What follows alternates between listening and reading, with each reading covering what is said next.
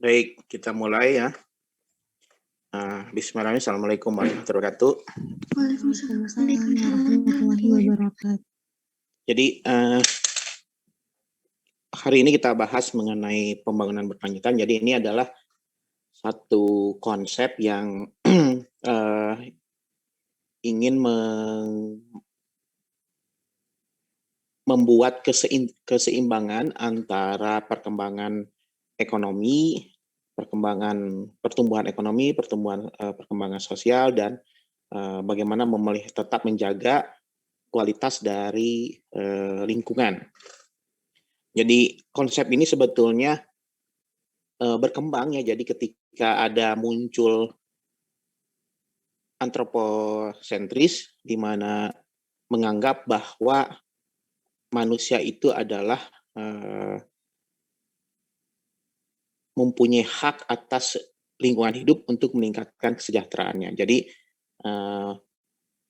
manusia itu memandang bahwa lingkungan hidup itu adalah sebagai alat untuk meningkatkan kesejahteraannya tanpa melihat bagaimana kemampuan dari lingkungan hidup itu untuk regenerasi. Sehingga pada awal zaman revolusi industri yang terjadi adalah eksploitasi lingkungan hidup, di mana lingkungan terutama sumber daya hayatinya dieksploitasi, digunakan sebagai bahan baku untuk industri untuk menghasilkan suatu produk tanpa melihat bagaimana kemampuan regenerasi dari lingkungan tersebut.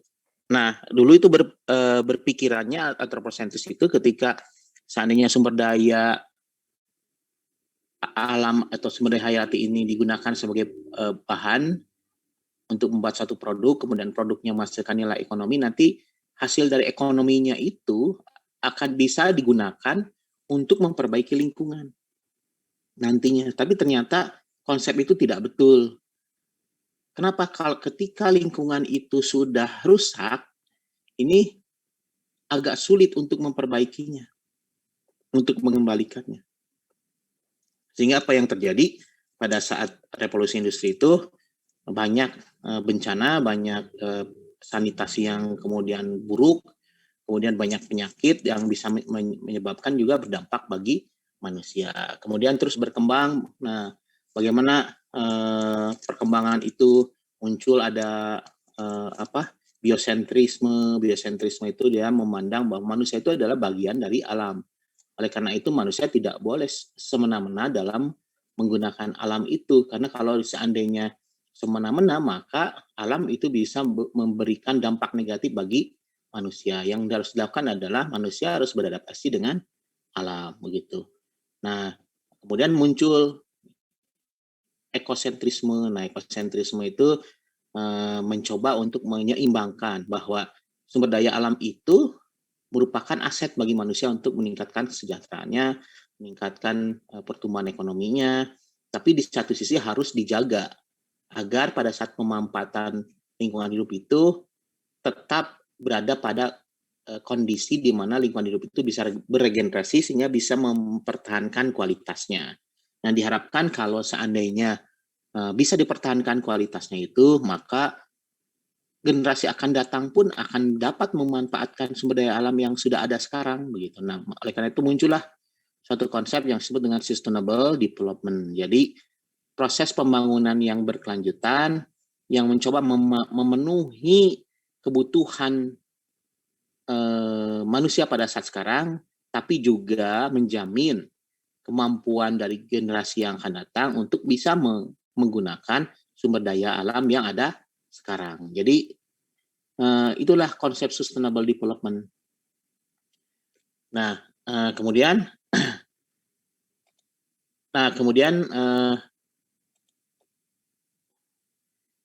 permasalahan lingkungan itu ternyata tidak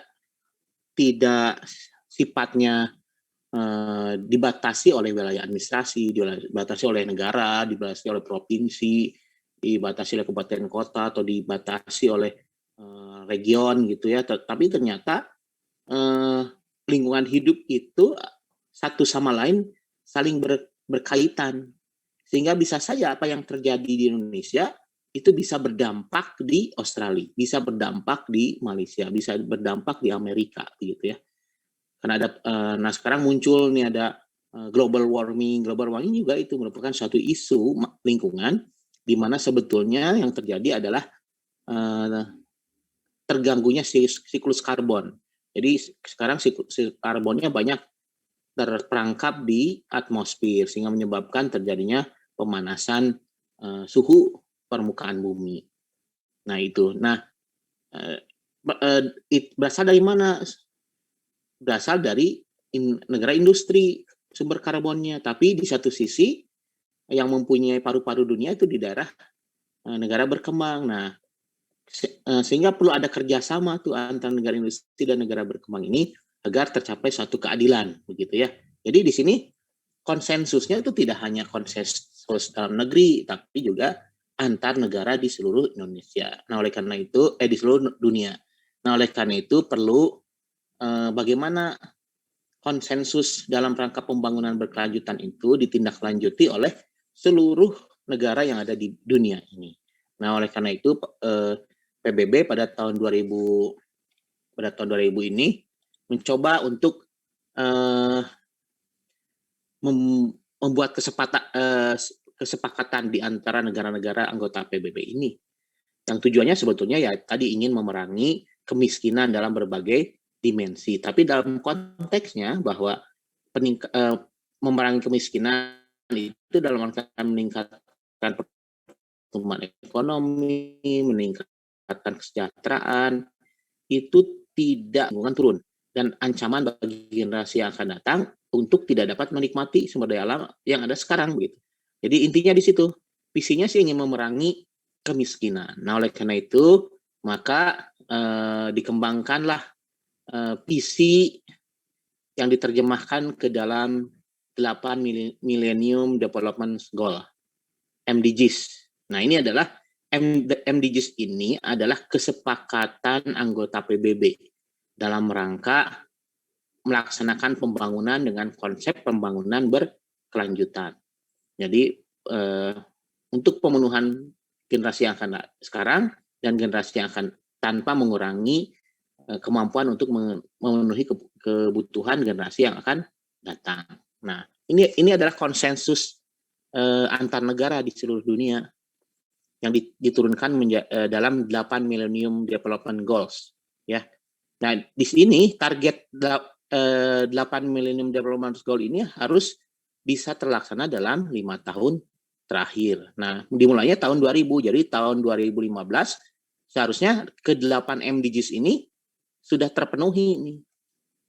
Ini yang disebut dengan 8 MDGs itu. Jadi ada mengurangi kemiskinan, kemudian untuk pendidikan, untuk mempromosikan gender, kemudian ada menurunkan tingkat kematian anak, kemudian meningkatkan kesehatan ibu, kemudian memerangi HIV/AIDS, malaria dan penyakit yang lain, memastikan keberlanjutan lingkungan dan melakukan global partnership. Jadi ini adalah 8 MDGs yang disepakati oleh seluruh negara di dunia yang harus dicapai selama 15 tahun. Jadi dimulainya tahun 2000, diharapkan 2015 ini 8 Millennium Goal ini sudah tercapai.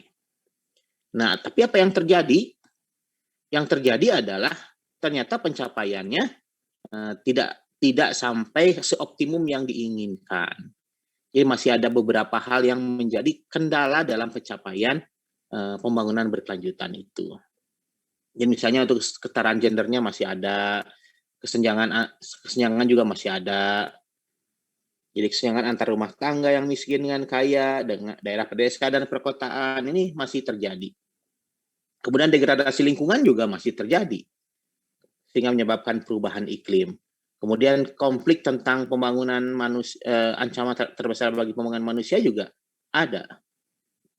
Kemudian jutaan orang masih hidup dalam kemiskinan juga masih ada. Jadi ini adalah setelah 15 tahun dievaluasi. Ternyata dari hasil evaluasi ini masih banyak hal-hal yang belum tercapai. Sehingga MDGs ini harus dievaluasi seperti apa pencapaiannya. Akan tapi di satu sisi juga MDGs itu membuktikan ada aksi global dari negara-negara ya. Jadi setelah konsensus itu dibuat, maka tiap negara itu harus menjalankan konsensus tersebut. Nah, ternyata dari 2000 sampai 2015 ini menunjukkan bahwa partnership itu muncul begitu.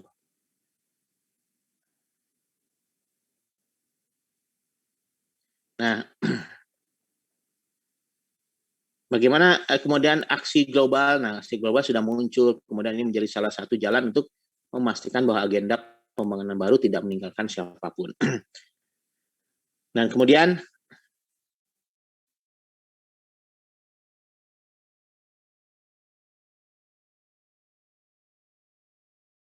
jadi di situ ada beberapa hal yang ternyata juga berhasil ya.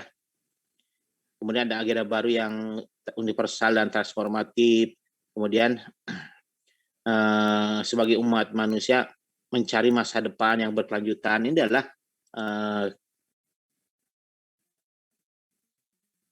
kelebihan 8 MDGs.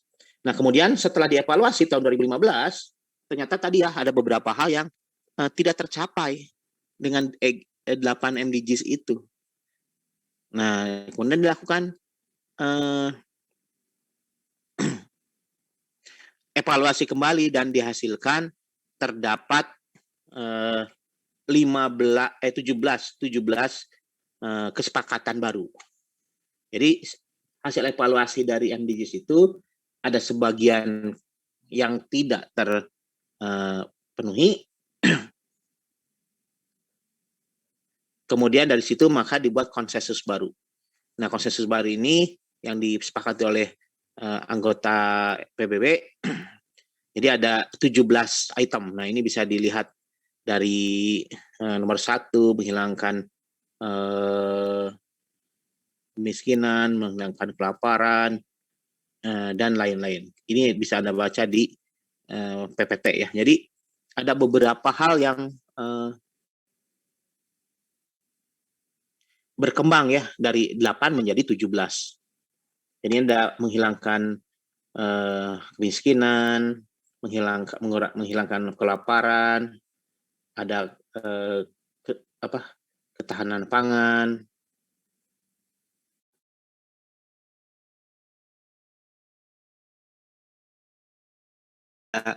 kesamaan, nomor 4, nomor 5 mengenai gender, nomor 6 mengenai sanitasi dan air, nomor 7 mengenai sustainable management untuk air dan sanitasi. Kemudian ada mempromosikan keberlanjutan, ada keberlanjutan ekonomi. Kemudian ini ada 8 ya. Anda bisa baca ada 8 poin yang disepakati pada saat tahun 2015 hasil dari evaluasi dari 8 MDGs yang telah dibuat. Nah, kemudian kita kembali lagi kepada konsep pembangunan berkelanjutan itu sebetulnya mulai dari konferensi PBB tentang lingkungan dan pembangunan di Rio de Janeiro, Brazil, yang mengangkat agenda 21.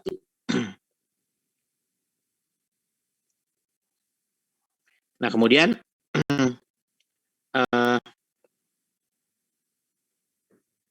membuat cetak biru untuk pembangunan berkelanjutan. Jadi pada saat Rio de Janeiro inilah, pertemuan di Rio de Janeiro inilah ada kesepakatan untuk mencetak biru, cetak blueprint untuk pembangunan berkelanjutan. Nah, tujuan dari pembangunan milenium ini adalah merupakan resolusi Majelis PBB 55/2 yang mulai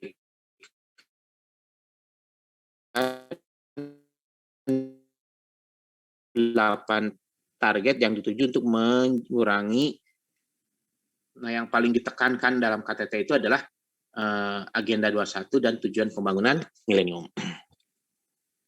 Nah, apa pilar dari pembangunan berkelanjutan? Nah, pilarnya adalah pertama ada pilar ekonomi.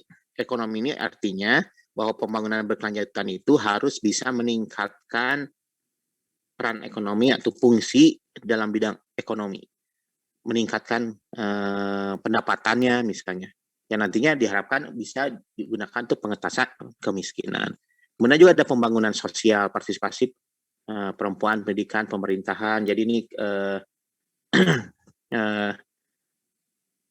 sifatnya partisipatif ya. Jadi dan juga kalau ekonomi kan tingkat kesejahteraannya bisa terukur langsung. Tapi kalau misalnya sosial itu berarti bahwa tingkat kesejahteraan sosialnya itu meningkat, di mana dilihatnya tidak berdasarkan nilai ekonominya, tapi dilihat bisa dari nilai dari value-nya ya. Misalnya peningkatan pendidikan bagi perempuan, kemudian partisipasi aktif meningkat. Nah itu merupakan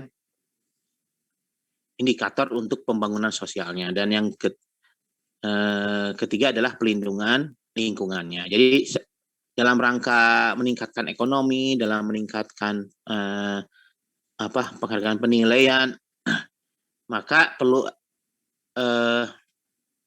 ada juga perlindungan lingkungan.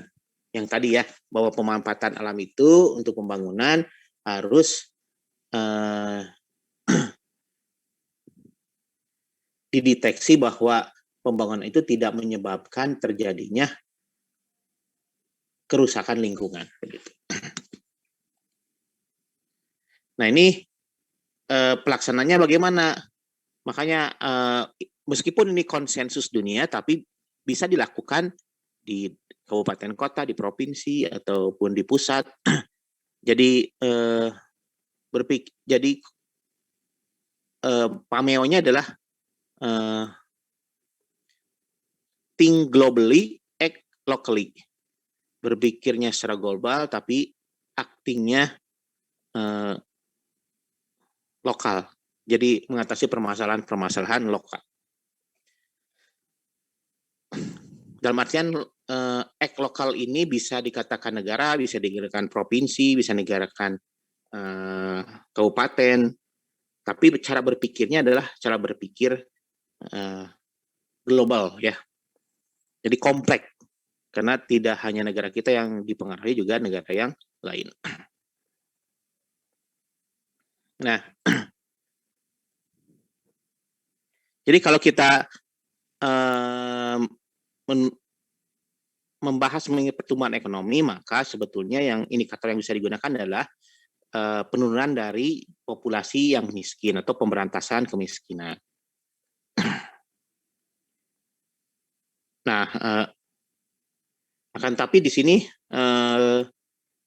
tahun 2015 ya, jadi pendapatan penduduk itu kurang dari $1 per hari. Pelayanan dasarnya untuk semua mengurangi ancaman kesehatan. Jadi kalau ada pelayanan kesehatan tentunya akan mengurangi resiko untuk tidak dilayani.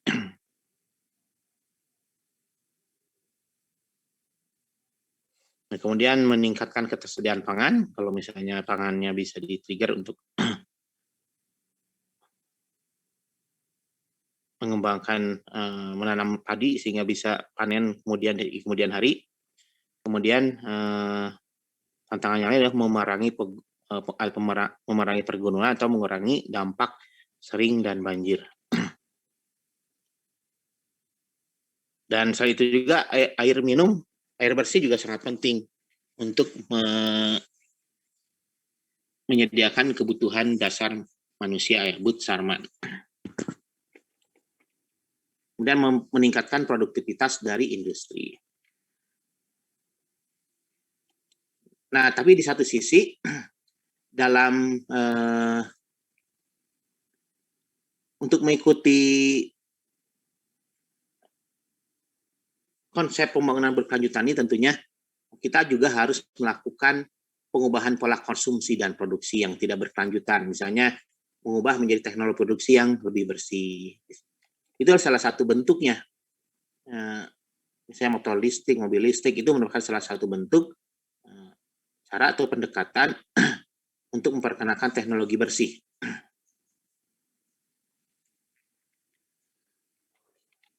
Kemudian mengembangkan teknologi energi yang lebih bersih, bisa, nah ini sumbernya bisa dari alam ya, air, bisa dari angin gitu, bukan dari fosil.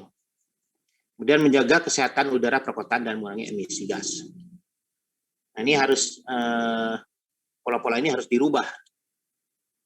Kemudian pengolahan bahan kimia yang sepanjang siklus hidupnya dan limbah berbahaya. Nah ini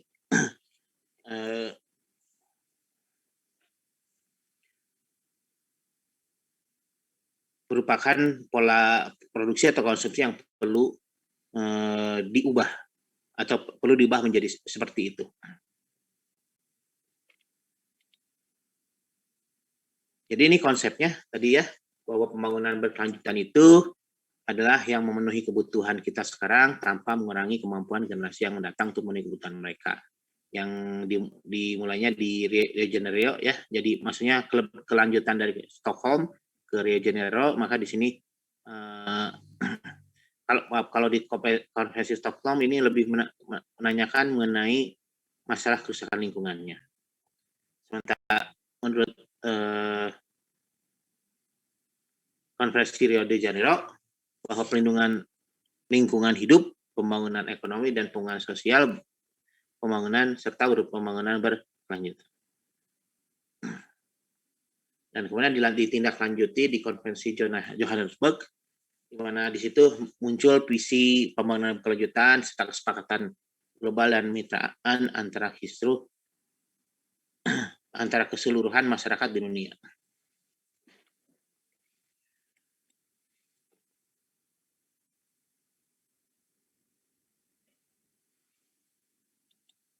Nah, sebetulnya kalau kita berbicara mengenai pembangunan berkelanjutan, jadi ini adalah tadi ya, untuk memenuhi kebutuhan masa sekarang tanpa mengurangi kesempatan generasi yang akan datang untuk memanfaatkan sumber daya alam yang ada sekarang. Jadi pembangunan berkelanjutan itu adalah ini untuk memenuhi kebutuhan dan kesejahteraan generasi sekarang secara seimbang dan harmonis tanpa mengorbankan kepentingan generasi yang akan datang. Di mana ini sumber daya alam ini sebagai bahan baku, kemudian harus diterima secara sosial, kemudian harus ramah dan mengumumkan secara ekonomi. Nah, nanti diharapkan bagaimana pengolahan sumber daya alamnya, ada pemanfaatan, pembagian ruang-ruang, ada masuk ke dalam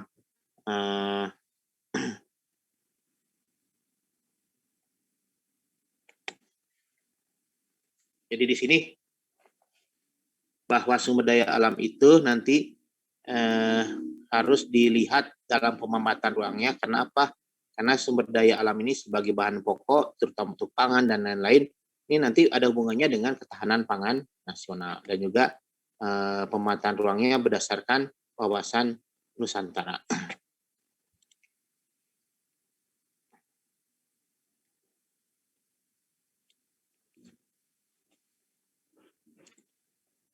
Sampai di sini ada yang ditanyakan?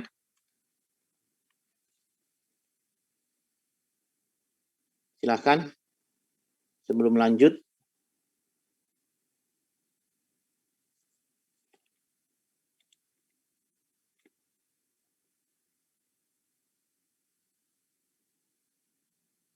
Rinjani, halo, ada Rinjani? On cam dulu semuanya di waktu diskusi. Nanti pas penjelasan bisa off cam lagi.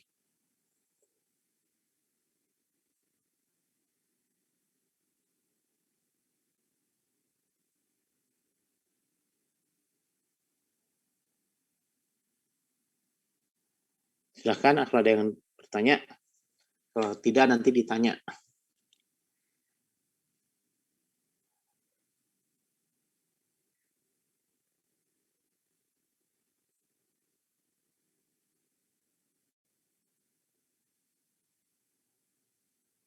Baik. Kalau tidak, Fernanda, Aditya. Iya, Pak. Oke, bisa dielaborasi lagi pembangunan berkelanjutan itu apa?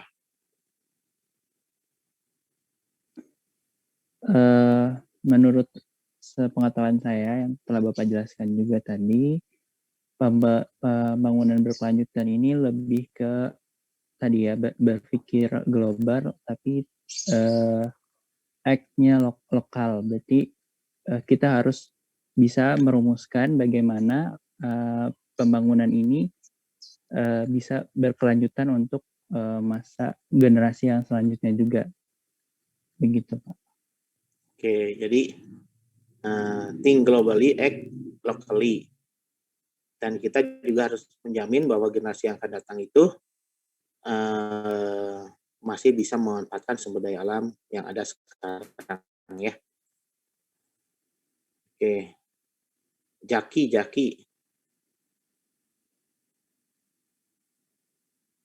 Jaki dengar? Hilang Jaki. Iya, Pak.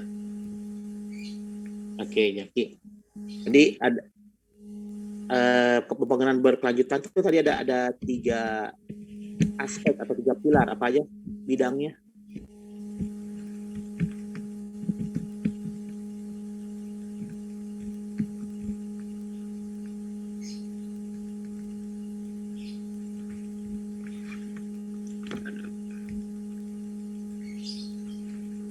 Pembangunan sosial, Ya, sosial apalagi?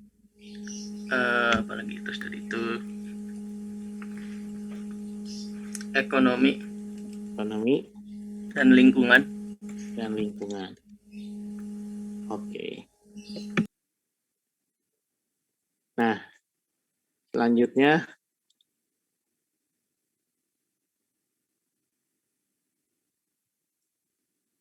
Maulana, Iya, Pak. bisa dijelaskan nggak hubungannya ketiga pilar itu dengan pembangunan berkelanjutan?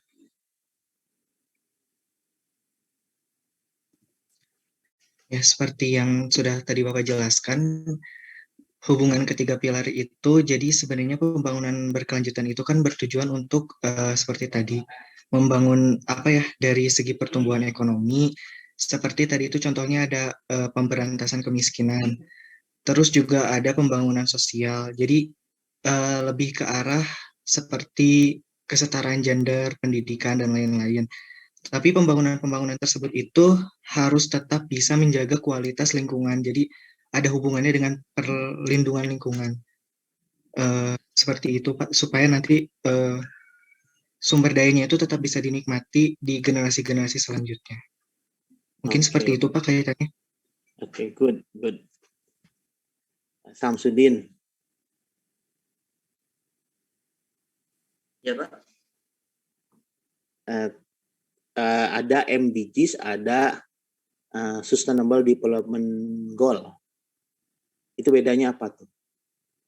Oh ya, setahu saya berdasarkan yang Bapak jelaskan tadi, kalau MDGs itu dihasilkan ketika konferensi petinggi PBB pada tahun 2000 yang tujuannya itu tercapai setelah 15 tahun selanjutnya, yang berisikan 8 tujuan gitu, Pak. Sedangkan yang SDGs itu hasil evaluasi dari MDGs yang tidak tercapai, seperti disempurnakan lagi apa yang kurang dan menambahkan yang sebelumnya tidak ada. Mungkin seperti itu, Pak. Oke, good.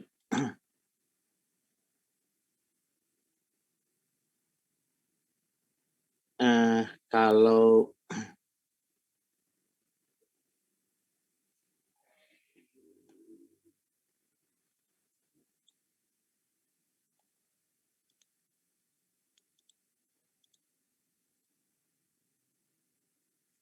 selanjutnya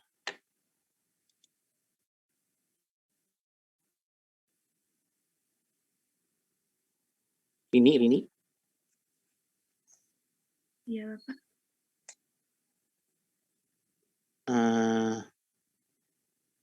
dalam untuk mencapai konsep pembangunan berkelanjutan itu tentunya perlu adanya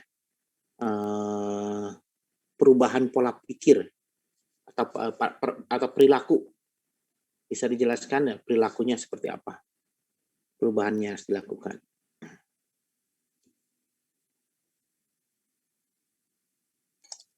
Ya, mungkin bisa dengan mengubah pola konsumsi dan produksi yang tidak berkelanjutan seperti misalnya dalam teknologi produksi yang lebih bersih, lalu mengembangkan teknologi energi yang lebih efisien, serta untuk menjaga kualitas dan kesehatan udara di perkotaan. Dan jika dari beberapa pabrik seperti itu, pengolahan bahan kimianya bisa lebih diatur lagi agar tidak berbahaya untuk lingkungan seperti itu. Oke. Meli. Iya, Meli. Pak. Oke. Apa Iya, hubungannya pembangunan berkelanjutan dengan ketahanan nasional?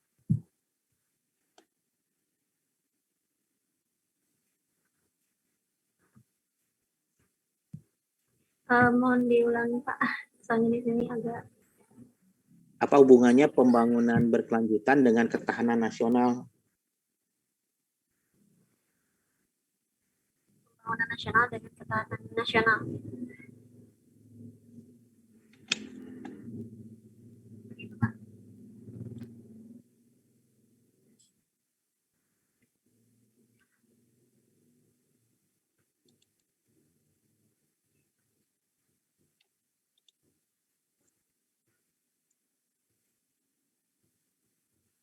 Ya, bagaimana hubungannya antara pembangunan berkelanjutan dengan ketahanan nasional?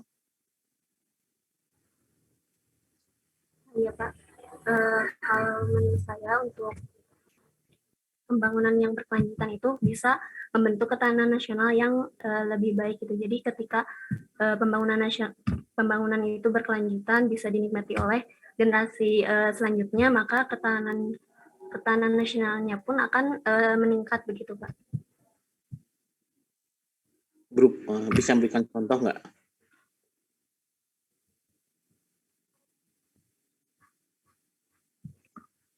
Contohnya mungkin apa ya?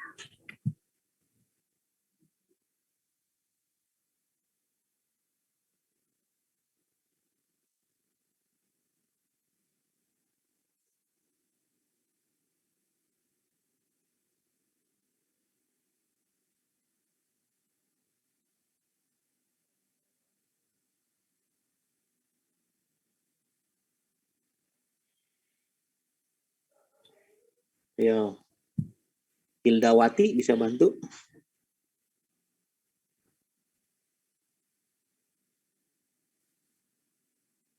Iya Pak, jadi mungkin hubungannya dengan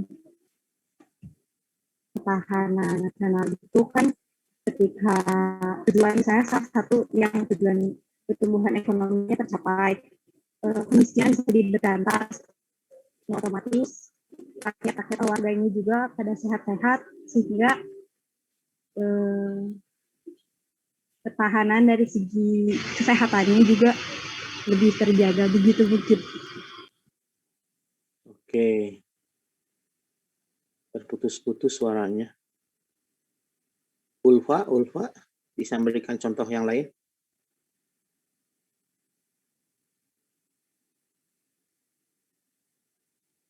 Ulfa?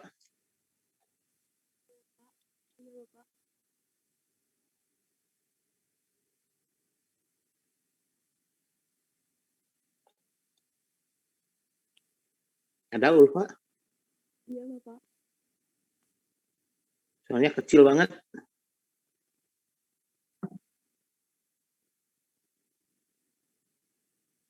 Bisa memberikan contoh?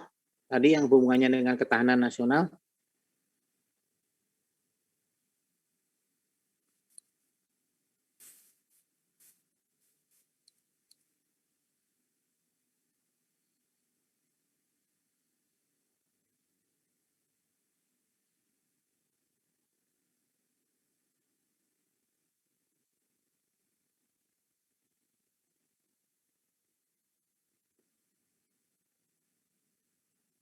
apa? Siapa yang bisa menjawab?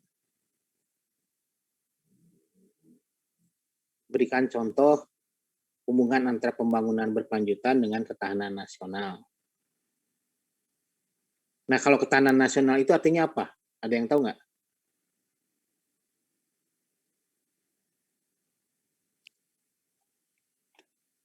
Menurut ilmiah? Ya, Pak. Bisa memberikan tambahan? Boleh Pak, mungkin kalau menurut saya mungkin membahas dulu tentang ketahanan nasional. Jadi ketahanan nasional ini kan seperti kondisi ideal gitu, di mana suatu negara itu bisa mengembangkan potensi yang dimilikinya. Kemudian jika kita kaitkan dengan SDGs itu, mungkin salah satunya seperti dengan meningkatkan di area sektor agrikultural mungkin apa ya. Jadi di sana mungkin dengan tadi kan ada think globally dan juga act locally. Jadi dengan meningkatkan di bidang agrikultural, kita secara tidak langsung itu akan meningkatkan di bidang lingkungan dan juga ekonomi, dan akan berdampak juga bagi sosial. Di mana ketiga ini adalah pilar dari SDGs itu sendiri, dan mungkin bisa memenuhi beberapa poin dari SDGs seperti yang tadi Pak, seperti mulai dari penanganan dari kelaparan itu sendiri di poin 2 SDGs. Bagus.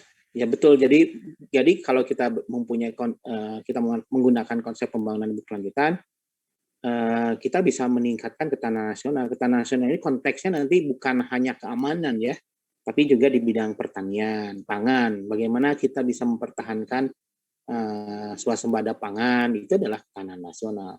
Bagaimana kita bisa mempertahankan ketahanan kesehatan di pendidikan, di beberapa sektor, itu adalah merupakan ketahanan nasional. Jadi konsep pembangunan berkelanjutan itu tadi ingin mencoba meningkatkan pertumbuhan ekonomi, meningkatkan kesejahteraan sosial, tapi dalam rangka menjaga kualitas lingkungan hidup untuk menjamin generasi yang akan datang tetap bisa memanfaatkan itu. Sehingga apa, ketahanan pangannya, ketahanan kesehatannya itu bisa dijaga dengan kalau kita bisa menggunakan prinsip pembangunan berkelanjutan dalam proses pembangunan kita. Baik, kita lanjutkan selanjutnya.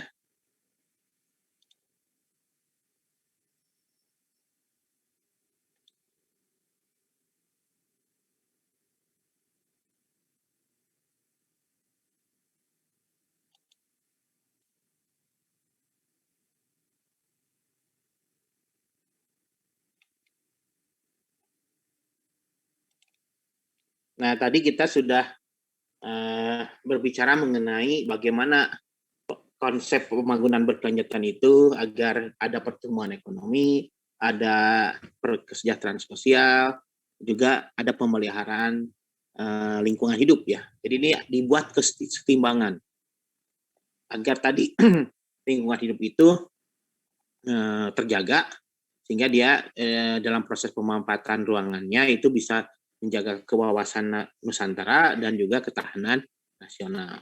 Nah, bagaimana instrumen apa yang digunakan agar pembangunan berkelanjutan itu bisa menjaga keseimbangan antara ekonomi, sosial, dan lingkungan. Nah, bagaimana caranya? Nah, salah satu instrumen yang digunakan adalah AMDAL, analisis mengenai dampak lingkungan. Jadi AMDAL ini adalah satu instrumen untuk menjaga keseimbangan antara ekonomi, sosial, dan lingkungan. Jadi kita ketahui bahwa pembangunan itu selalu mempunyai dampak negatif. Dampak negatifnya apa? Karena pembangunan itu pasti akan menyebabkan tekanan-tekanan pada lingkungan, cekeraman pada lingkungan, sehingga menyebabkan lingkungan itu pasti terganggu.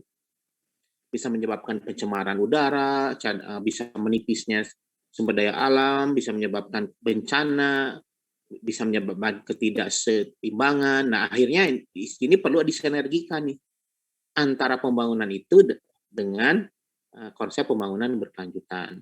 Ya.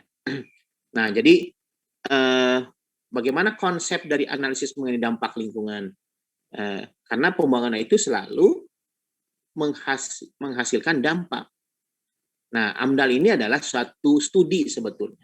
Jadi kalau suatu pembangunan itu akan dilakukan, maka harus dilakukan studi yang namanya analisis mengenai dampak lingkungan.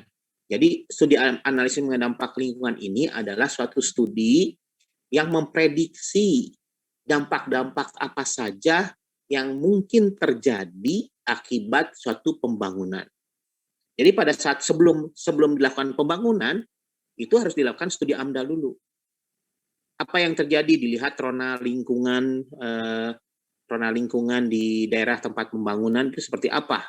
Nah, kalau ada pembangunan, maka akan terjadi perubahan rona lingkungan. Nah, apa yang menyebabkan dampak apa yang akan terjadi akibat perubahan rona lingkungan itu? Kita mengidentifikasinya dari segi lingkungan, apa yang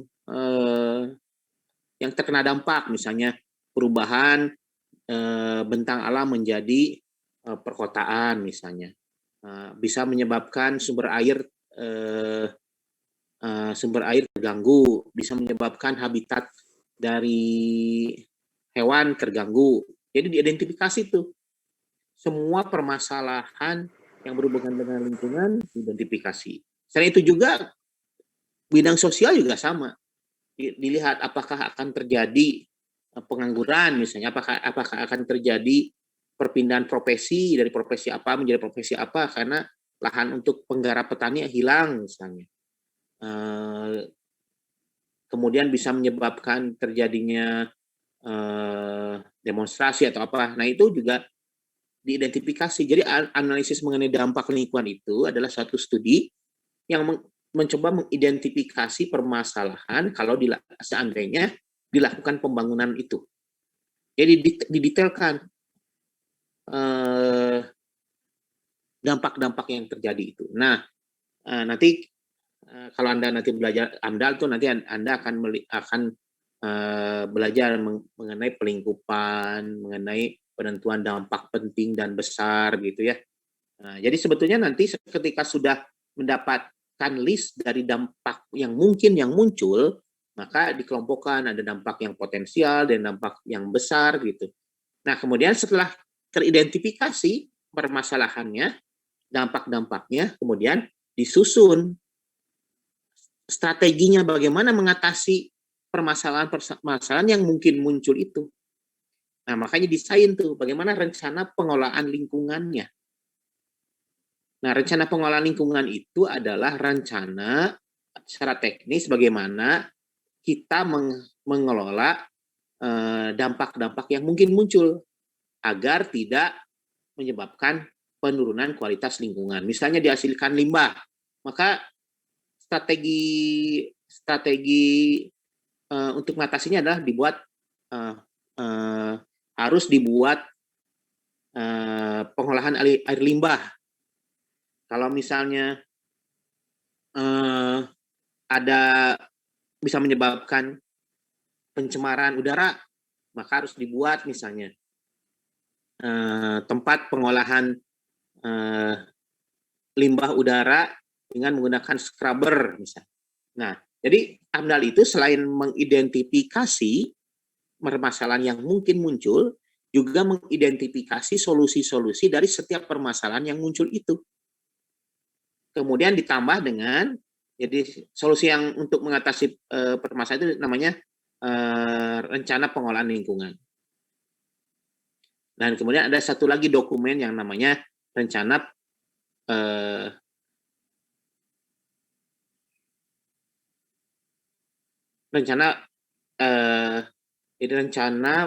RPR, rencana pengelolaan lingkungan, dan rencana kelola lingkungan.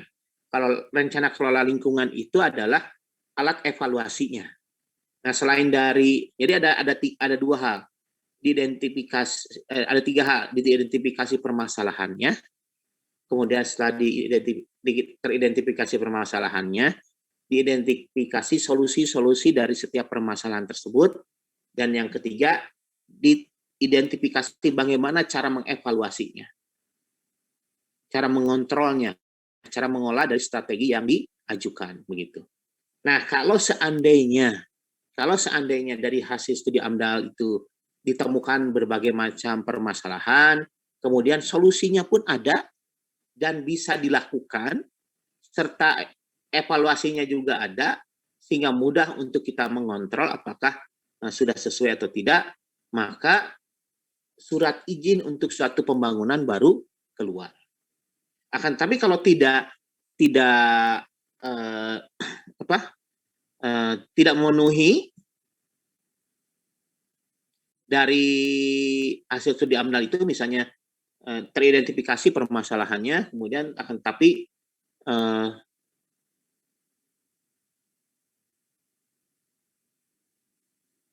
jadi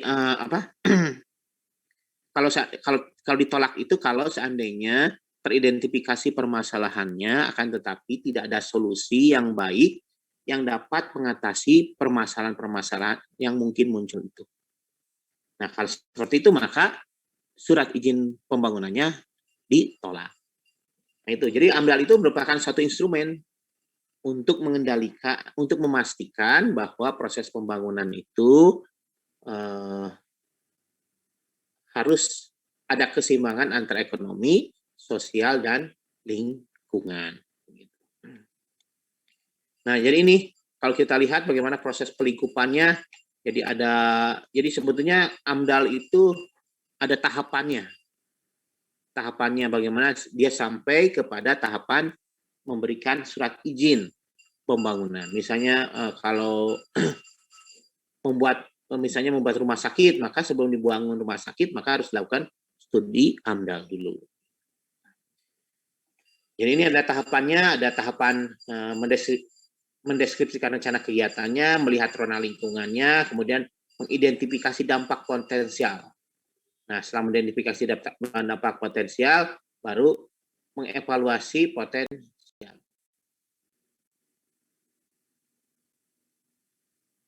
Dan seterusnya. Nah, apa area prioritas untuk tindakan ini? Yaitu ada mengenai air dan sanitasi, mengenai energi, mengenai kesehatan, mengenai pertanian dan perlindungan keanekaragaman hayati dan pengelolaan ekosistem. Ini yang menjadi prioritas dalam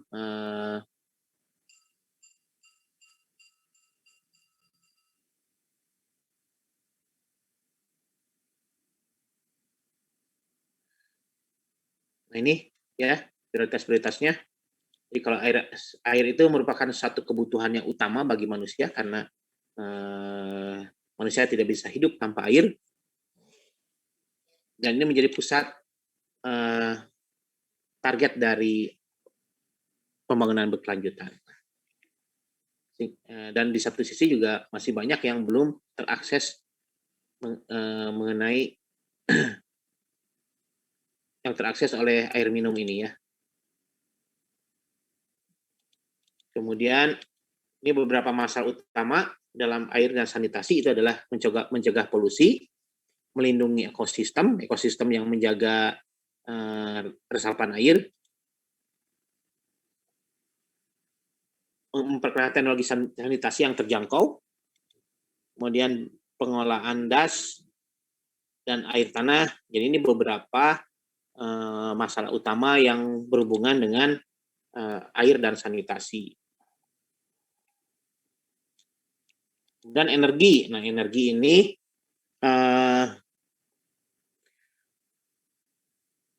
merupakan suatu faktor yang memang dibutuhkan oleh manusia ya.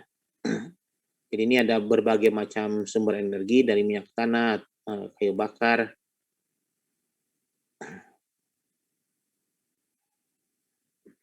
Nah, diharapkan ini nanti akan berkembang ke arah energi yang terbarukan.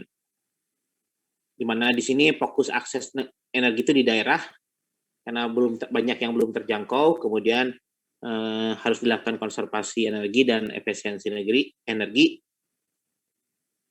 Kemudian melakukan promosi organik baru dan promosi energi terbarukan, dan ada aksinya perubahan iklim ratifikasi di negara-negara.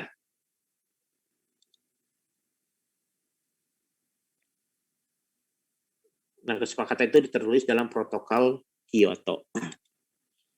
Nah, kemudian untuk kesehatan. Nah, kesehatan juga ini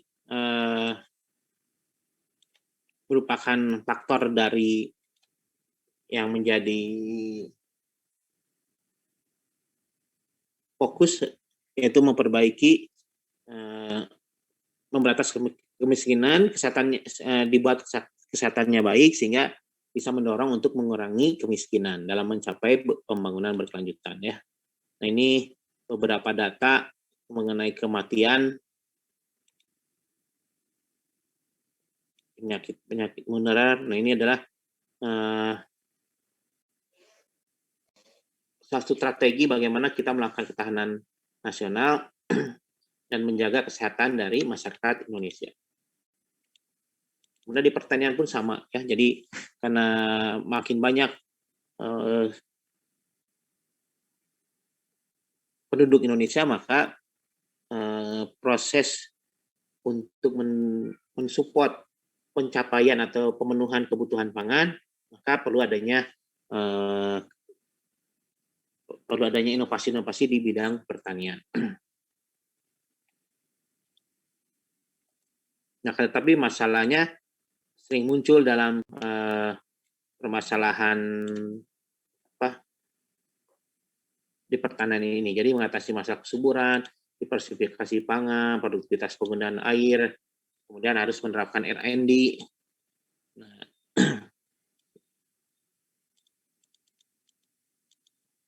Nah, ini kalau kita secara global bahwa populasi dunia berlipat 3 kali menjadi 6 miliar, maka ini menyebabkan kebutuhan akan pangan juga akan meningkat.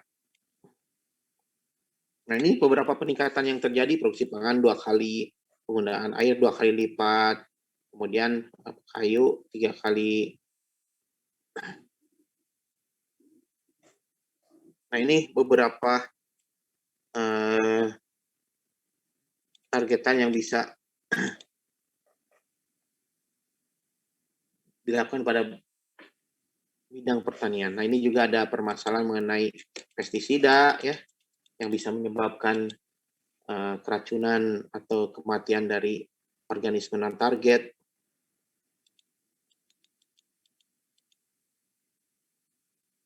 Dan yang paling utama adalah ternyata bisa juga mengganggu keanekaragaman biodiversity. Padahal keanekaragaman ini adalah sebagai modal utama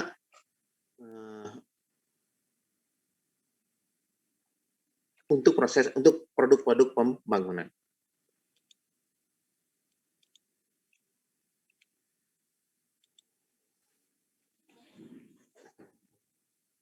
Baik, di sini ada yang ditanyakan?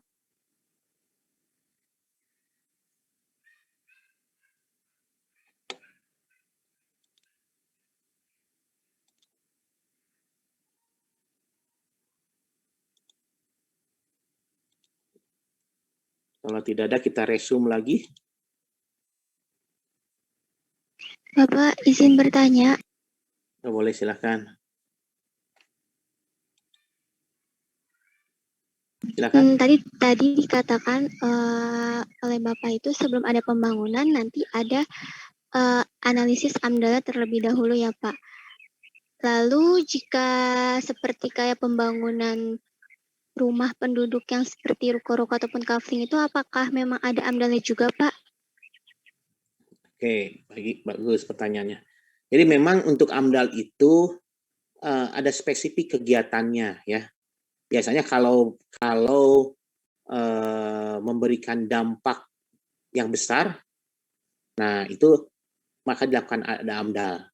Jadi makanya pada saat awal apakah kegiatan ini harus perlu di-AMDAL atau tidak, maka itu ada mekanismenya sebetulnya. Mulai dari mengidentifikasi apakah kegiatan yang akan dibangun itu masuk ke dalam daftar kegiatan yang wajib AMDAL. Kalau masuk berarti langsung wajib AMDAL. Tapi kalau tidak, maka dia masuk ke tahap penapisan kedua, yaitu apakah kegiatan itu memberikan dampak yang besar bagi lingkungan. Nah, kalau misalnya dampak yang besar bagi lingkungan, maka wajib AMDAL. Tapi kalau tidak, maka tidak wajib AMDAL, tapi wajib hanya rencana kelola lingkungan saja begitu. Jadi ada tahapannya, tidak semua kegiatan harus di-AMDAL gitu ya. Tapi yang mempunyai dampak yang besar itulah yang diamdal. Bapak izin bertanya lagi. Silakan masih. Jika kegiatan yang besar itu dilakukan setelahnya dilakukan AMDAL, namun beberapa pembangun itu tidak melakukan AMDAL, apakah ada anggaran ataupun hukuman dari negara tersendiri, Pak? Oke. Jadi pada prinsipnya kalau kan sebetulnya pembangunan itu dilakukan seharusnya kalau sudah ada surat izin membangunnya. Seperti kalau kita membangun rumah, maka harus ada IMB-nya dulu, baru bisa bangun rumah. Nah, itu juga sama untuk pembangunan penelusuran dan lain. Harus keluar dulu surat izinnya, baru bisa membangun. Nah, kalau misalnya sudah membangun duluan, dalam artian dia itu berarti ilegal. Nah, biasanya kalau yang ilegal itu ya tadi, pertama pembangunannya harus di-stop pertama. Ya. Setelah di-stop, maka ada dua kemungkinan. Apakah dia akan ditindak sebagai pelanggaran dalam artian dievaluasi lagi itu. Dia harus kembali ke melakukan studi AMDAL. Dan kemudian dalam artian kalau dia surat izin membangunnya tidak ada, maka menyebabkan bisa saja harus dikembalikan lagi ke kondisi awal, dan pada saat dikembalikan kondisi awal itu biayanya ditanggung oleh yang punya industri tersebut. Kalau seandainya tidak, maka ada hukuman pidananya, begitu. Jadi intinya bahwa studi AMDAL itu adalah persyaratan untuk membuat surat izin membangun. Nah, kalau tidak ada, maka pembangunannya adalah ilegal. Kalau ilegal, yang terjadi adalah maka pembangunannya di-stop dan harus mengembalikan kondisinya ke semula dengan biaya dari perusahaan itu. Tapi kalau tidak mau atau tidak sanggup atau tidak bisa, maka yang terjadi adalah hukuman pidana karena dia melanggar undang-undang. Begitu. Terus. Baik, Bapak. Terima kasih. Silakan, ada lagi? Iya, Bapak, saya izin bertanya. Silakan, Lutfia. Ya, tadi di PPT pada bagian pertanian ada disebutkan R&D, Pak. Nah, jadi R&D itu tuh apa ya, Pak? Oke. Jadi kalau misalnya kan pada prinsipnya pertanian juga melakukan proses pembangunan. Dalam artian pembangunan itu adalah mencoba meningkatkan kualitas dan kuantitasnya agar produksi pangan itu meningkat dan bisa memenuhi kebutuhan manusia, terutama penduduknya ya. Nah, biasanya kan kalau riset dan development itu adalah tadi lebih ke arah ekstensifikasi, lebih ke arah intensifikasi. Kalau ekstensifikasi berarti kan perluasan daerahnya. Misalnya sawahnya dari 10.000 hektar menjadi 100.000 hektar, gitu ya. Kalau intensifikasi itu artinya peningkatan kualitasnya, bagaimana meningkatkan produktivitasnya.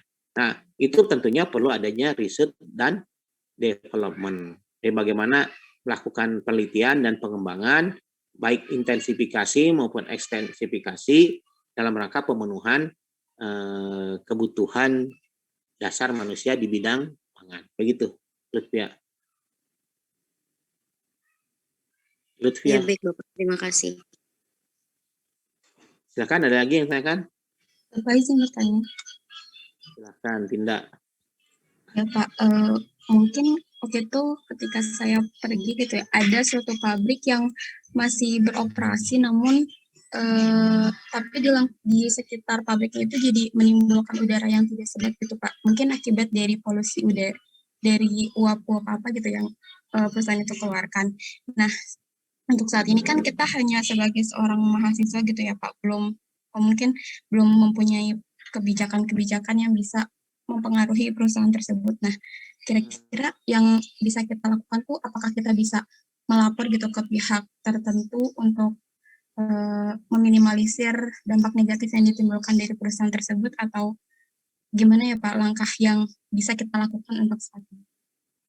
Ya, ya bisa dilakukan pelaporan. Nanti ada yang institusi pengendalian pencemaran kan nanti akan mengevaluasi laporan dari masyarakat. Jadi sebetulnya salah satu peranan dari Dinas Lingkungan Hidup itu adalah tadi melakukan evaluasi. Jadi kalau ada sumber-sumber pencemaran yang mungkin terjadi akibat sumber-sumber pencemaran baru, maka itu harus dievaluasi oleh tim evaluator dari daerah itu untuk melihat apakah pencemaran yang terjadi itu akibat alami atau bukan. Kalau yang maksud dengan bukan itu artinya bisa berdasarkan aktivitas manusia perorangan atau bisa merupakan kelompoknya dalam artian industri begitu. Nah, nanti hasil evaluasinya itu akan menjadi rekomendasi ke pengadilan untuk kalau seandainya dikatakan bahwa hasil evaluasinya itu memang mendorong ke arah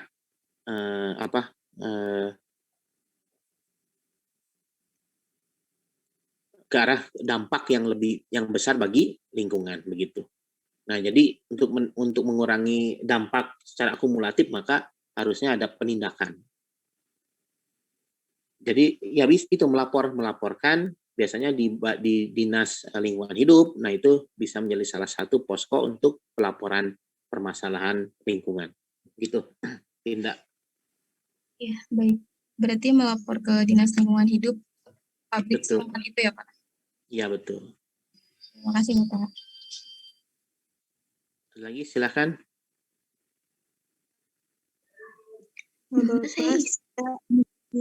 Silakan Anastasia sama Neng Is. Anastasia dulu silakan. Ya baik. Saya izin bertanya Pak. Jadi tadi kalau tidak salah menangkap itu Bapak menyebutkan bahwa apabila suatu pembangunan itu dapat mengatasi masalah yang sekiranya akan muncul begitu ke depannya, itu pembangunannya bisa dilanjutkan begitu. Nah, apabila misalnya ada hotel-hotel gitu, hotel-hotel yang dibangun di atas bukit begitu. Kan kalau misalnya dari pandang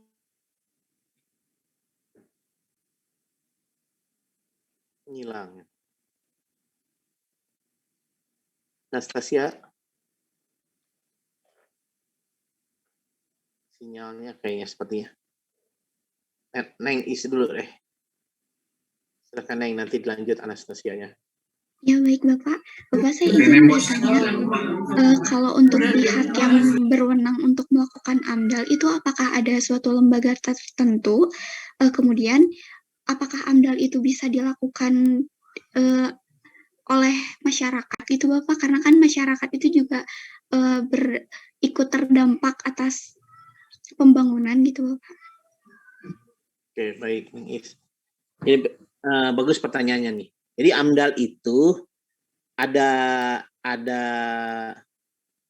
lembaganya. Jadi gini, ketika kegiatan pembangunan itu skalanya nasional, maka yang menangani atau yang membentuk tim AMDAL itu adalah Kementerian Lingkungan Hidup. Kalau seandainya skalanya itu provinsi, maka yang membentuk tim penilai AMDAL itu adalah dari Dinas Lingkungan Hidup Provinsi. Kalau kegiatan pembangunan itu di kabupaten kota tingkatnya, maka yang membentuk tim dari AMDAL-nya itu adalah dari kabupaten kota, gitu ya. Jadi tergantung skup dari kegiatannya. Nah, tapi dinas itu adalah sebagai lembaga penilai. Nah, kemudian bagaimana dengan pengusaha? Nah, pengusaha pun tidak boleh melakukan AMDAL sendiri. Pengusaha harus menunjuk konsultan yang bebas dari, maksudnya konsultan lingkungan hidup untuk membantu dia melakukan studi analisis AMDAL. Jadi yang melakukan studi analisis AMDAL itu adalah tanggung jawab dari pemrakarsa pembangunan. Tapi bukan pemrakarsanya yang melakukan AMDAL, tapi mereka menunjuk kelompok tertentu. yang bisa dari perguruan tinggi, bisa dari perusahaan swasta untuk melakukan studi AMDAL.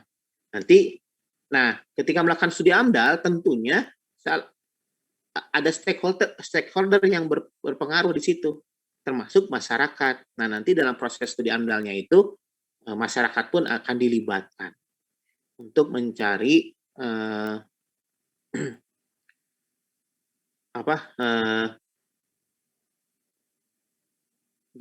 fakta-fakta yang mungkin bisa negatif kepada masyarakat. Nah, oleh karena itu kan kalau di dalam penilaian AMDAL itu biasanya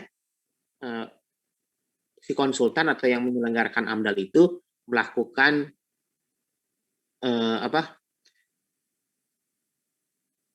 melaporkan. Jadi gini, pemrakarsa akan menunjuk perusahaan tertentu untuk melakukan AMDAL, kemudian perusahaan itu melakukan AMDAL, hasil AMDAL itu akan dilaporkan kepada kalau misalnya levelnya kabupaten kota berarti Dinas Lingkungan Hidup kabupaten kota.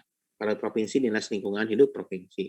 Kalau di pusat Kementerian Lingkungan Hidup. Nah, nanti dia itu harus melaporkan pada tim AMDAL yang dibentuk oleh institusi tersebut. Nah, kalau seandainya dari hasil laporan itu disetujui, maka bisa dimuncul tuh surat izinnya. Tapi kalau misalnya hasil presentasi itu ditolak oleh tim penilai AMDAL, maka tidak bisa dilanjutkan pembangunannya, tidak diizinkan atau tidak dikeluarkan surat izin membangunnya. Nah, tapi perlu diperhatikan dalam proses pelaporan itu atau dalam proses pengambilan data AMDAL, masyarakat yang terkena dampak pun itu harus dilibatkan dalam artian memberikan masukan-masukan agar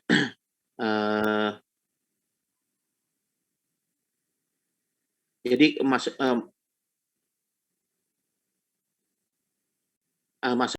jadi gini, jadi pada saat melaporkan, jadi masyarakat itu dilibatkan dari awal sampai akhir ya. Jadi misalnya ketika mengidentifikasi dampak, masyarakat dilibatkan menjadi sumber atau menjadi responden untuk mengidentifikasi permasalahannya.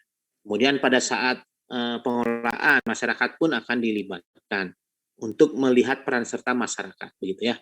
Dan pada saat presentasi pun, laporan dari studi AMDAL, masyarakat pun hadir di situ untuk memberikan masukan atau sanggahan, begitu. Jadi selama prosesnya masyarakat terlibat dalam kegiatan AMDAL itu. Nah, masyarakat memberikan informasi dan juga bisa dimanfaatkan oleh tim AMDAL dalam merekomendasikan apakah pembangunan itu berlanjut atau tidak. Nah, tapi yang mengeluarkan surat izinnya adalah dari Pemda. Tapi harus ada rekomendasi bahwa dari tim AMDAL bahwa dampak lingkungannya itu bisa diminimalisasi atau tidak, begitu. Begitu, Neng Is. Ya baik Bapak, terima kasih jawabannya Bapak. Anastasia sudah masuk lagi belum?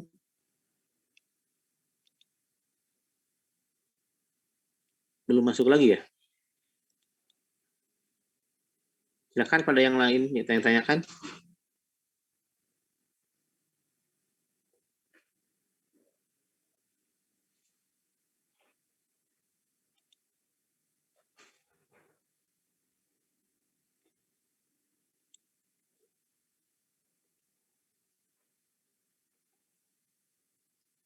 Benar, Stefani? Ada yang ditanyakan, Stefani? Stefani, Anggraini. Belum ada, Pak. Aini. Sebenarnya ada, Pak, yang mau ditanyakan. Apa? Izin bertanya, Bapak. Ya. Tadi terkait juga dengan AMDAL. Tadi kata Bapak ada beberapa pembangunan yang tidak diperlukan adanya AMDAL gitu, seperti pembangunan yang kecil-kecil. Nah, yang ingin saya tanyakan, jika pembangunan kecil tersebut gimana ya Pak, banyak gitu, otomatis juga akan menimbulkan apa ya, akan berdampak juga pada lingkungan. Itu tuh bagaimana ya Bapak? Walaupun kecil cuman digabungkan jadi banyak juga jadi.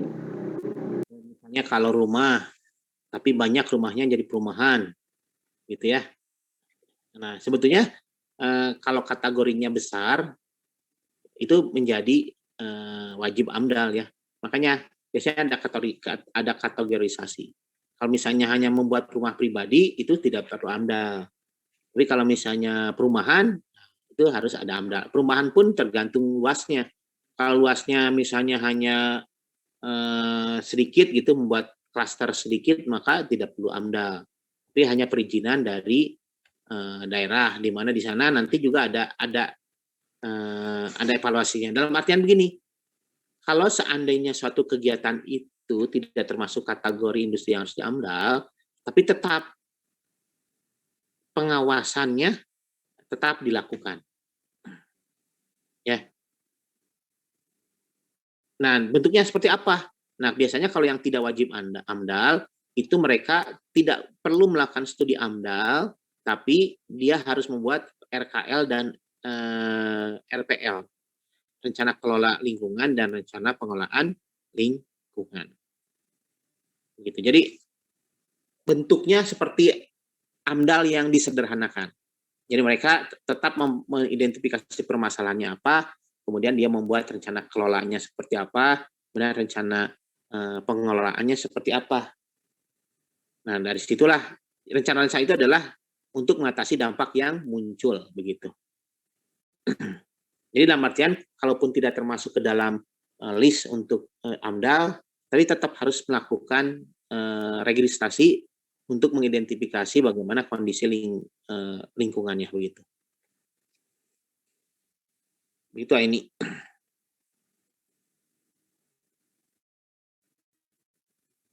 Ada lagi yang ditanyakan? Elis, ada yang ditanyakan, Elis? Belum ada, Bapak. Salma ada pertanyaan? Salma juga belum ada, Bapak. Tadi kebetulan sudah diwakili oleh Neng Iis. Mirip-mirip pertanyaannya, Pak. Oke. Meisa. Bapak izin bertanya. Oh, silakan. Siapa nih? Fatma, silakan Fatma. Apakah kalau sudah memiliki surat izin pembangunan itu akan ada pengawasan dari AMDAL-nya sendiri untuk memperbarui suratnya itu, Pak? Terima kasih. Oke, bagus. Jadi memang betul. Jadi ketika surat izin untuk membangunnya itu keluar, maka harus ada instansi yang harus memastikan. Jadi kan nanti hasilnya berupa dokumen ya, dokumen studi AMDAL, termasuk di situ bagaimana mengelola menyelesaikan permasalahan, bagaimana mengelola dampak dari lingkungannya, gitu ya. Nah, itu sebagai pegangan bagi tim penilai AMDAL itu. Jadi tergantung skupnya ya. Kalau di kabupaten kota ya kabupaten kota, kalau nasional ya nasional gitu. Nah, yang menjadi patokan bagaimana tim ini mengevaluasi pembangunan itu adalah dari dokumen hasil AMDAL itu, rencana kelola lingkungan dan rencana pengelolaan lingkungan. Dari situ dilihat apakah betul dampak-dampak yang dihasilkan di pembangunan ini ada pengelolaannya, gitu ya. Dan bagaimana cara memonitoringnya? Nah, itu dilihat dari dari dokumen RPL dan RKL. Jadi betul. Jadi setiap proses pelaksanaan mulai dari prakonstruksi sampai ke pemanfaatan itu ada pengawasnya. Ada pengawasnya untuk memastikan rekomendasi studi AMDAL itu dilakukan. Begitu. Fatma.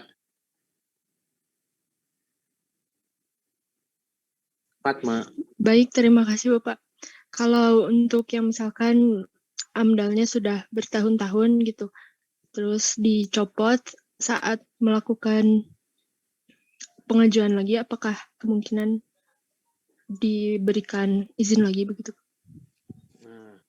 Nah, begini, jadi kalau misalnya hasil studi AMDAL itu ternyata menyatakan bahwa ditolak gitu ya. Nah, dalam artian tidak akan muncul surat izin membangunnya. Tapi apakah suatu saat nanti bisa dilakukan lagi? Bisa saja diajukan lagi. Dalam artian tapi dari awal lagi. Begitu. Prosesnya dari awal lagi. Kalau misalnya gini, kalau misalnya ternyata dari hasil AMDAL itu ada dihasilkan suatu polutan 5 jet misalnya.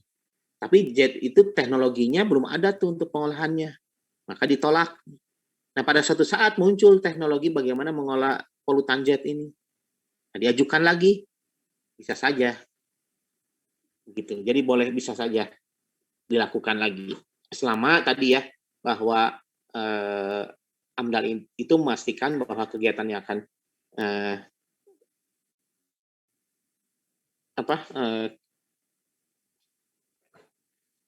untuk memastikan kalau AMDAL itu memastikan bahwa tidak akan ada dampak-dampak lingkungan akibat proses kegiatan pembangunan gitu.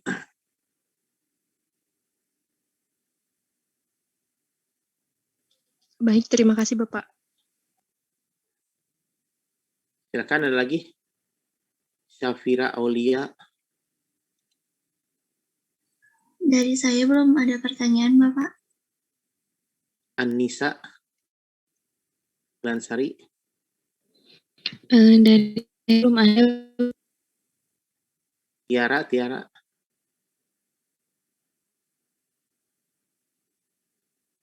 Dari saya juga belum ada, Bapak. Jangan cukup. Indri. Iya, Bapak. Bapak izin bertanya. Boleh, Indri. Apakah AMDAL itu akan kedaluarsa? Oke. Apakah AMDAL itu akan kadaluarsa? Nah, begini. Jadi sebetulnya AMDAL itu kalau sudah dilakukan dan melakukan hasil, maka itu sebagai salah satu izin, ya, izin untuk pembangunan, untuk izin melakukan pembangunan, gitu ya. Nah, hasil dari AMDAL itu adalah RPL dan RKL, rencana pengelolaan lingkungan dan rencana kelola lingkungan. Nah, yang bisa expire itu adalah RPL dan RKL-nya. Kalau ternyata RPL dan RKL-nya itu tidak efektif untuk industri itu misalnya, maka harus ada revisi sampai semua permasalahan yang muncul bisa dikelola, begitu. Kalau AMDAL-nya sih enggak, AMDAL-nya cukup sekali karena AMDAL itu hanya nanti tujuannya adalah untuk mengeluarkan surat izin pembangunan. Tapi RPL dan RKL-nya yang nanti harus menyesuaikan dengan perkembangan dari industri tersebut. Terima kasih banyak, Bapak. Oke. Ini Nusaiba Abdul Wahid. Iya, Bapak. Panggilannya siapa? Nusa. Nusa. Ya, Nusa gimana? Ada pertanyaan, Nusa? Sampai saat ini belum, Bapak. Haira ada? Belum ada, Bapak. Fania. Hadir, Bapak, tapi tadi sudah ada yang menanyakan. Baik. Kalau tidak ada pertanyaan, masih ada sih waktunya 10 menit lagi. Mungkin Pak, saya mau menambahkan. Itu ada satu lagi dari Siti. Siti, silahkan. Ada pertanyaan, Siti? Ada Siti Nuratipa. Bapak, saya izin bertanya. Tadi sebenarnya pertanyaannya menindaklanjuti yang pertanyaan ini. Jadi kalau misalkan dalam pribadi saja gitu Pak, ingin membangun rumah, berarti itu apa harus mengajukan izin gitu untuk nantinya keluar RKL atau tidak usah? Oke. Jadi kalau kita bagi kegiatan pembangunan itu, ada kegiatan pembangunan yang wajib AMDAL, ya. Ada yang kegiatan pembangunan yang tidak wajib AMDAL tapi harus membuat RPL dan RKL. Ada juga kegiatan pembangunan yang tidak mewajibkan RPL dan RKL. Nah, membangun rumah itu termasuk yang kegiatan yang tidak perlu membuat RKL dan RPL, gitu ya. Tidak perlu AMDAL juga, tapi dia harus mengajukan izin untuk membuat izin mendirikan bangunan, gitu ya. Itunya. Jadi pada prinsipnya ada 3 kategori kegiatan itu. Nanti ketika ada suatu kegiatan, maka apakah dia masuk kategori AMDAL atau kategori tidak wajib AMDAL tapi membuat RPL RKL, atau tidak wajib AMDAL tidak membuat RPL RKL gitu. Jadi ada penapisan, ada penentuan kegiatan itu masuk atau tidak, begitu ya. Siti.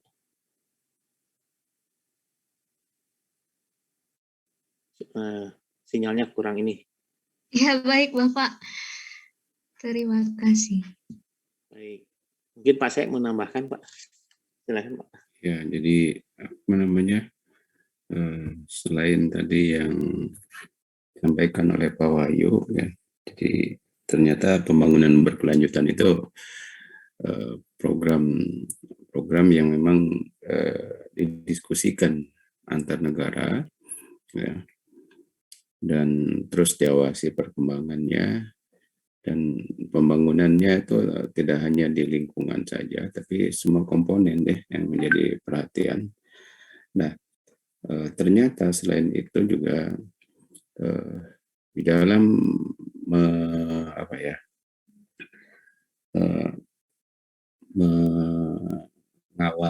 ya, di dalam mengawal program-program kegiatan pembangunan berkelanjutan ini, maka di dalam pemerintahan pun harus mendukung ke arah sana, ya.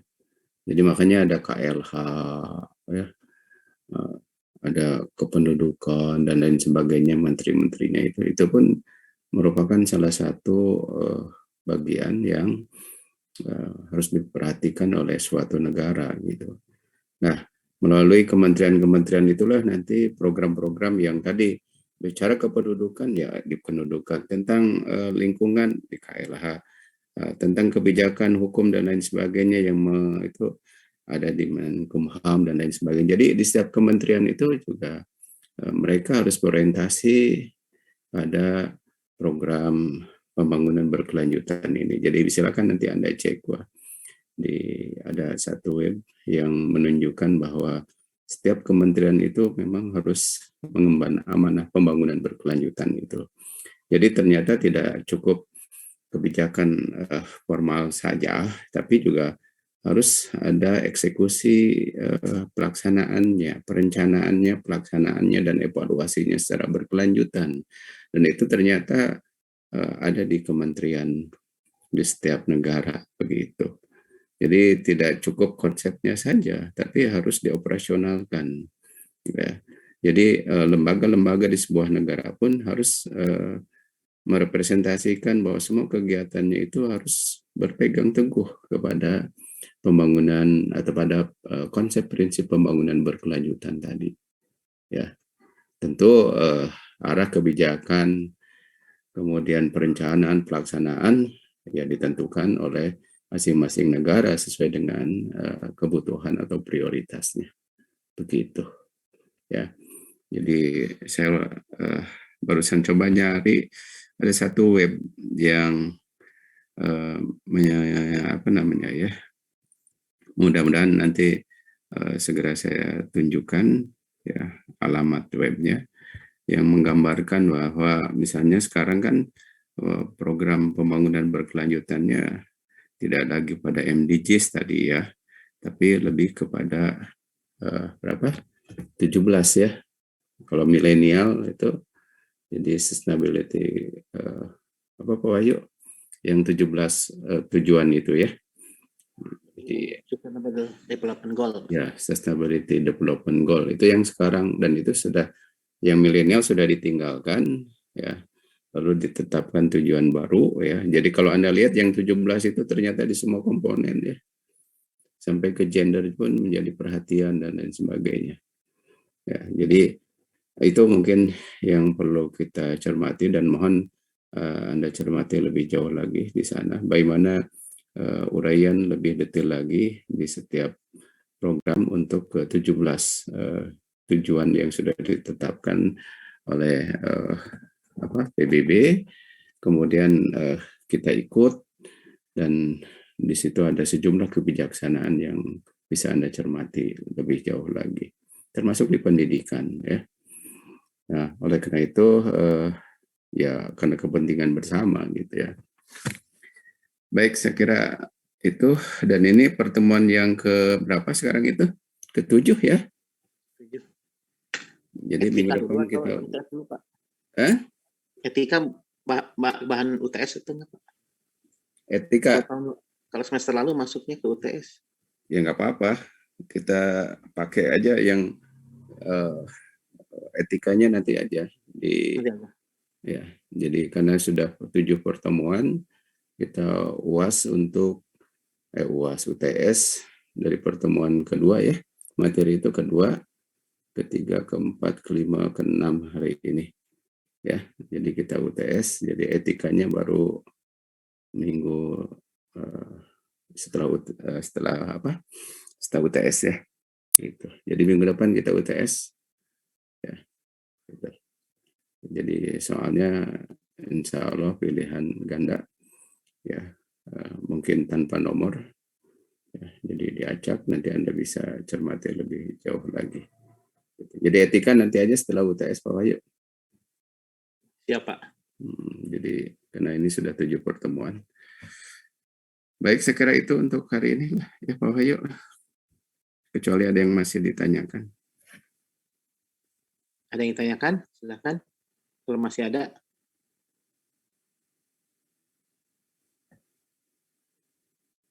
Baik, kalau tidak ada, jadi minggu depan kita UTS. Persiapannya apa, materinya dari awal sampai hari ini? Iya.